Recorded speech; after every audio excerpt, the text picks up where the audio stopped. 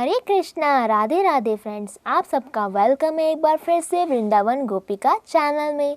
I hope आप सब बहुत अच्छे होंगे और खुश भी होंगे और आपके प्यारे लाडले ठाकुर जी बहुत प्रसन्न होंगे और बहुत सारी खेलकूद भी कर रहे होंगे। तो फ्रेंड्स, आज हम बात करेंगे कि लड्डू गोपाल जी को गंगा जल से स्नान कराया जाए या फिर यमुना जल से, या फिर किस जल से स्नान कराना चाहिए। तो देखिए फ्रेंड्स, बहुत से जो लोग होते हैं वो ये कहते हैं कि गंगा जल से स्नान करवाएं, या फिर बहुत से ऐसे लोग भी हैं जो कहते हैं यमुना जल से स्नान करवाना चाहिए। तो देखिए, जो गंगा माँ है पतित पावनी है और जो गंगा माँ मनुष्य के सभी पापों को नाश कर देती हैं। गंगा जी के दर्शन करने के मात्र से जीव का कल्याण हो जाता है। और आपको पता है, जो गंगा है उन्हें माँ का दर्जा दिया गया और उन्हें गंगा माँ के नाम से पुकारा जाता है।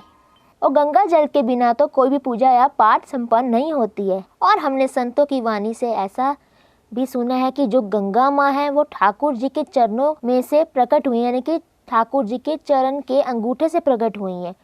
और आप इस कथा से तो परिचित ही होंगे।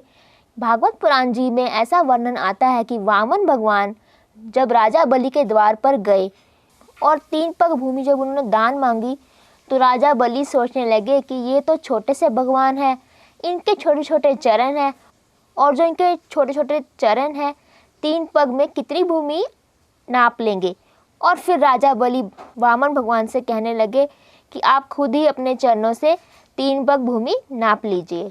और जब वामन भगवान ने पहला चरण उठाया तब पहले चरण में पूरी भूमि नाप ली, और जब दूसरा पग उठाया तब आकाश में ब्रह्मलोक में उनका चरण गया। जब उनका पग ब्रह्मलोक में गया तब ब्रह्मा जी ने उनके चरण धोने के लिए, यानी कि उनके स्वागत में जब उन्होंने चरण धोने के लिए जल डाला तो और तभी गंगा माँ की उत्पत्ति हुई। तो इसलिए गंगा जल को ठाकुर जी के चरणों का चरणामृत माना जाता है और चरणों का जल माना जाता है।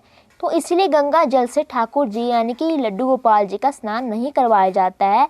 तो इसलिए यमुना जल से ठाकुर जी का स्नान करवाया जाता है, यानी कि लड्डू गोपाल जी का स्नान कराया जाता है। और वृंदावन में सभी ठाकुरों का स्नान जो है यमुना जल से करवाया जाता है। और यहाँ तक कि जो नाथ द्वारा, यानी कि जो राजस्थान में स्थित है श्रीनाथ जी का मंदिर, वहाँ पर भी यमुना जल से स्नान करवाया जाता है। और देखिए, स्पेशल टैंकर जो है नाथ द्वारा से भेजे जाते हैं यमुना जल एकत्रित करने के लिए, और टैंकरों में जो है यमुना जल को इकट्ठा किया जाता है। फिर वहाँ पर जो है मंदिर में इस जल को, यानी कि यमुना जल को वहाँ पे इकट्ठा करते हैं ठाकुर जी के स्नान के लिए। फिर उसके बाद ठाकुर जी का स्नान करवाया जाता है यमुना जल से। और देखिए कितनी महिमा है हमारे यमुना जल की, कि नाथ द्वार तक यमुना जल जाता है, यानी कि हमारे ठाकुर जी हैं जो यमुना जल से स्नान करते हैं। और मथुरा में भी यमुना माता जी के दर्शन होते हैं, और वृंदावन में तो होते ही हैं। आपने देखा होगा, बहुत रूप से माता जी का आगमन है वहाँ पर। तो आप भी ठाकुर जी का स्नान जो है यमुना जल से करवाएं। और जब भी आप ठाकुर जी का स्नान करवाएं तब आप थोड़ा पानी जो है आप नॉर्मल पानी ले लीजिए, यानी कि नॉर्मल जल ले लीजिए, और उसमें कुछ अमाउंट जो है यमुना जल की डाल दें। तो वो सारा जो जल है ठाकुर जी के स्नान के लिए यमुना जल बन जाएगा। अगर आपके पास यमुना जल नहीं है, मैंने पहली वीडियो में बता चुकी हूँ, आप पिछली वीडियो मेरे देख सकते हैं, तो आप यमुना जल की रज ले आए वृंदावन से।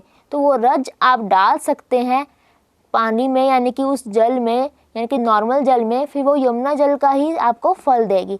तो इसी तरह आप ठाकुर जी का जो स्नान है यमुना जल से करवाएं, और भाव से कराएं। जब भी स्नान कराएं ठाकुर जी को इसी भाव से कराएं कि ये यमुना जल से स्नान करा रहे हैं आप। और आप जब भी वृंदावन जाएं तो यमुना जल को एकत्रित कर लाएं किसी भी कंटेनर में। फिर ठाकुर जी को डेली अपने घर पर आप स्नान कराएं यमुना जल से, और आप यमुना जी की थोड़ी सी रज भी लें। और कभी आपके पास जो जल है यमुना जी का कम पड़ जाता है तो आप रज डाल सकते हैं नॉर्मल जल में, फिर वो यमुना जल का ही फल देगी। तो इसी तरह आप भी अपने ठाकुर जी को नहलाएं, यानी कि उनका स्नान कराएं, प्रेम से कराएं, बहुत प्यार से कराएं। जब गर्मी हो तो नॉर्मल जल में यमुना जल डाल दीजिए, और जब सर्दी हो तो ठाकुर जी को गर्म पानी से नहलाएं, कि सड़ते सड़ते पानी से नहीं, नॉर्मल गर्म जो होता है गुनगुना पानी होता है, कि गुनगुना जल होता है, उससे नहलाएं। उस गुनगुने जल में आप यमुना जल मिला दीजिए, तो उससे आप स्नान करवाएं।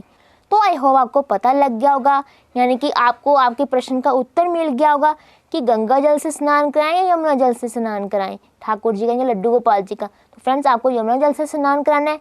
आपको मैं बता चुकी हूँ, यानी कि पहली कथा कि कैसे कैसे क्या हुआ, और गंगा जल से ठाकुर जी का स्नान क्यों नहीं करवाया जाता वो मैंने आपको बताया अभी। तो आपको ठाकुर जी का स्नान जो यमुना जल से करवाना है। तो आपको अगर मेरा वीडियो अच्छा लगा है तो इसे लाइक करें, शेयर करें और कमेंट करके ज़रूर बताएं कि आपको मेरी वीडियोस कैसे लगते हैं। और आपके मन में कोई क्वेरी है तो कमेंट बॉक्स में ज़रूर लिखें, मैं उसका उत्तर दूंगी। जितना मैं जानती हूँ उससे संबंधित मैं उतना आपको उत्तर दूंगी। तो आप मेरे चैनल को लाइक करें, शेयर करें, कमेंट करें और मेरे चैनल को सब्सक्राइब करना ना भूलें। तो आइए फ्रेंड्स, थोड़ा गुणगान कर लेते हैं कि महामंत्र का जाप कर लेते हैं। हरे कृष्णा कृष्णा कृष्णा हरे हरे, हरे राम राम राम हरे हरे।